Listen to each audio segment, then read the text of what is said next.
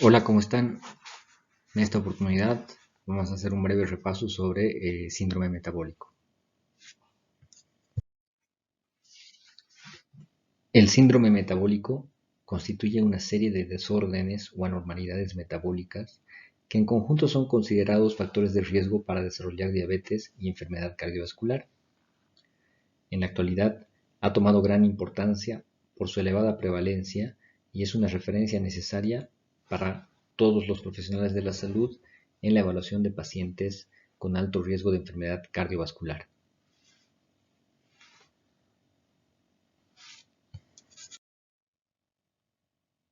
Los criterios de diagnóstico del síndrome metabólico han sido sujeto de muchas definiciones. Uno de los puntos discordantes en estas definiciones es la obesidad abdominal, ya que se considera que debiera ser el principal criterio diagnóstico y excluyente para diagnosticar este síndrome.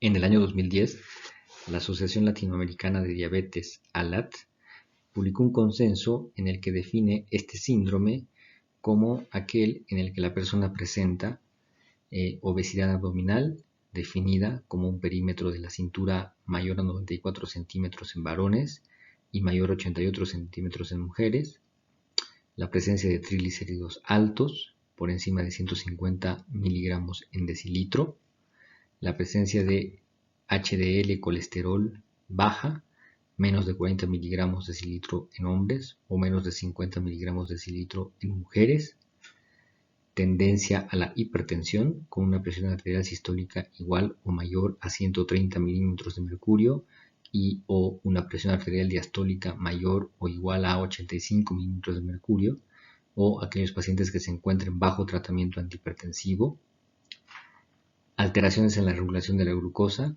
con una glucemia normal en ayunas superior a los 110 miligramos decilitro o el diagnóstico ya establecido de diabetes. Por último, se considera que el diagnóstico se establece con la presencia de obesidad abdominal y 2 de los 4 otros factores mencionados. El origen fisiopatológico del síndrome metabólico aún está en discusión.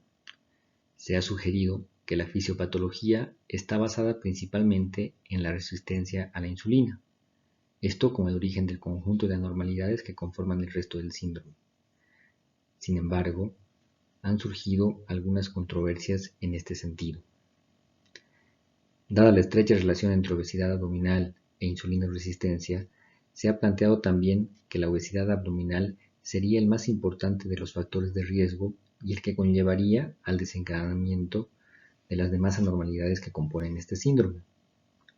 La obesidad abdominal, que implica el aumento y acúmulo de la grasa a nivel visceral, eso quiere decir depósitos de tejido graso, principalmente en hígado, músculo y páncreas, tendría la mayor implicancia en el desarrollo del síndrome.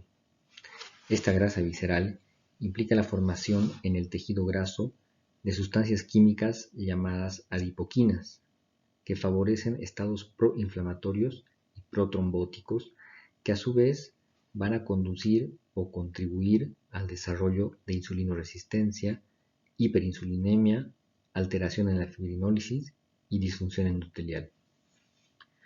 Una adipoquina en particular, la adinonectina, a diferencia del resto, se encuentra disminuida en esta situación, siendo dicha condición asociada a un incremento del nivel de triglicéridos, disminución del HDL colesterol, elevación de apolipoproteína B y presencia de partículas pequeñas y densas de LDL colesterol, contribuyendo al estado aterotrombótico que representa el perfil inflamatorio de la adiposidad visceral.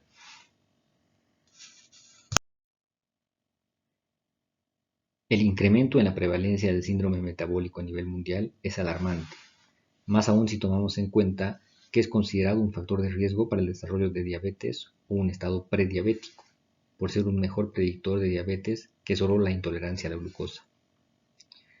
El impacto del síndrome metabólico ha sido demostrado por el incremento de la enfermedad aterosclerótica subclínica en pacientes con el síndrome aún sin el diagnóstico establecido de diabetes.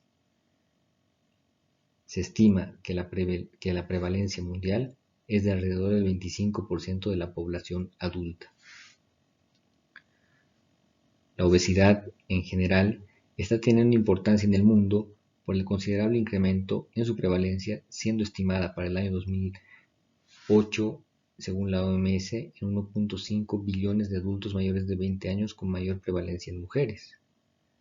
La edad de diagnóstico de personas con síndrome metabólico ha disminuido progresivamente a lo largo de los últimos años. Hace unos 25 años, cuando se empezaba a realizar publicaciones sobre el síndrome, el mayor riesgo estaba en personas en personas mayores a 50 años de edad. Sin embargo, en la actualidad se ha presentado un incremento en la prevalencia y se está considerando como un grupo de riesgo aquellas personas que se encuentran entre 30 y 35 años en promedio. Es interesante ver que en la actualidad existe un incremento de obesidad y síndrome metabólico en jóvenes y que desde etapas tempranas de la vida hay una tendencia hacia la mala alimentación. Esto produce una escasa actividad física y funcional que empeora las manifestaciones clínicas de este síndrome.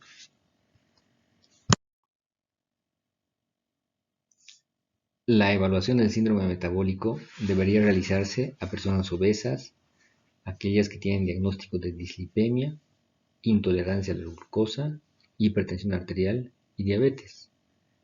La importancia de la evaluación del síndrome metabólico en diabéticos tipo 2 radica en que hay evidencia de reducción del riesgo cardiovascular en ausencia de síndrome metabólico, además de ser los factores de riesgo para el desarrollo de síndrome metabólico los mismos que para el desarrollo de enfermedad cardiovascular o diabetes. La evaluación del síndrome metabólico debe sustentarse en una buena historia clínica donde se evalúen los antecedentes de la persona y se realice un buen examen físico. La evaluación correcta de cada componente del síndrome metabólico nos llevará a buen diagnóstico y a detectar personas de riesgo alto que pudieran no estar siendo consideradas como tal, siendo tratadas por factores de riesgo individuales. Dentro de las sugerencias para una buena evaluación, se recomienda la evaluación del perímetro abdominal, que debe realizarse con el paciente en decúbito de pie, al final de una expiración normal y con los brazos alejados a cada lado. La medida debe tomarse a la altura de la línea media axilar en el punto imaginario que se encuentra entre la parte inferior de la última costilla y el punto más alto de la cresta ilíaca. Es importante la determinación de la glucemia en ayunas. Esta debe realizarse con por lo menos 8 horas previas de ayuno y en las primeras horas de la mañana, ya que sabemos que fisiológicamente nuestro organismo tendrá una respuesta hepática compensatoria si no ingerimos alimentos y la medición no será exacta. De igual forma, fisiológicamente, tendremos una concentración de glucosa elevada para nuestra referencia si no guardamos el ayuno respectivo, mostrando los resultados valores postprandiales para los cuales las referencias aceptadas son distintas.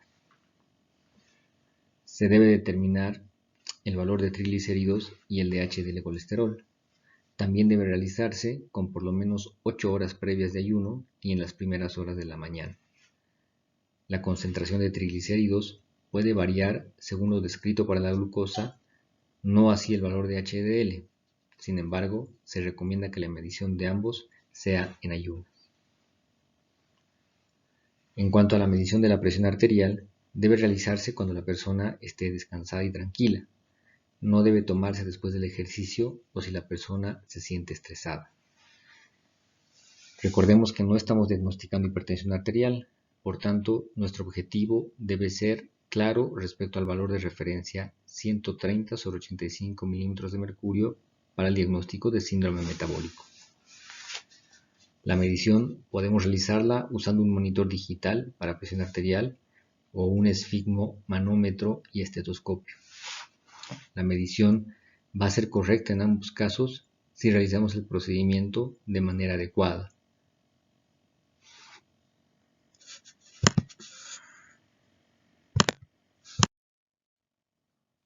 El síndrome metabólico es una forma de evaluar riesgo cardiovascular y diabetes mediante un abordaje práctico que nos ayude en el seguimiento y control del paciente. La fisiopatología y origen del síndrome metabólico siguen en discusión. Sin embargo, la insulinoresistencia y la obesidad